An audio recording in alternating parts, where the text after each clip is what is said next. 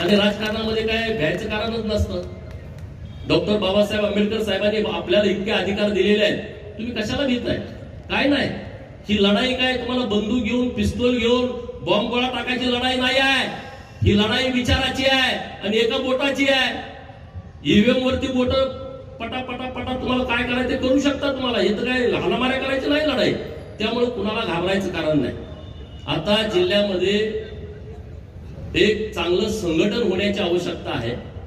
कारण 90चे काय टीम होती ती आता राजकारणातून बाहेर पडते. नवीन टीम आली. 90चा आमदार एकटा जयंतराव आहे. 11,000 निवडून आल्यामुळे तो पडल्यासारखा आहे. आणि जयंतरावचं दुखणं दुसरं आहे की आरआरचा पोरगा आमदार झाला आणि माझा पोरगा आमदार होत नाही, ह्याचं टेन्शन सगळ्यात जास्त जयंतरावला आहे. आणखी काही नेत्यांना पण त्यांचं नाव घ्यायला नको, हे लगेच स्फोट करतात राज्यामध्ये. आरआर बरोबर असणाऱ्या अनेक पुढाऱ्यांचं दुखणं हे आहे की आरआरचं पोरगा आमदार झालं, मग आमचं कसं होणार, तुमचं कसं होणार? तुमची लायकी, तुमची क्षमता, तुम्ही काम केलेलं. जतमध्ये पण चाचणी केली होती माझ्या अगोदर. त्यांचं जी एजन्सी ते फार हुशार माणूस आहे. एजन्सीचा रिपोर्ट आला नापास. पूर्ण काही जरी केलं तर काही होत नाही.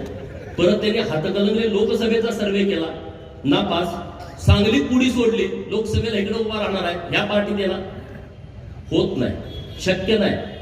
सत्ता आणि पैसा या मस्तीवरती राजकारण करायची आता वेळ गेलेली आहे, वेळ संपलेली आहे. सत्ता आणि पैशावरचं जर राजकारण असतं तर हा गोपीचंद आमदार होऊ शकला नसता. लोकांच्या हातामध्ये हा सगळे विषय गेलेले आहेत. लोकांच्या हातामध्ये ह्या निवडणुका गेलेल्या आहेत. मी लोकसभेला उभा होतो, सांगलीकरांनी मला मतं दिली. एवढी काही जास्त नाही मतं, पण बऱ्यापैकी दिली. आता सुधीर दादा तेव्हा विरोधात असल्यामुळे मतं कोण देणार आपल्याला? तेव्हा मतं आपल्याला मिळाली नाही.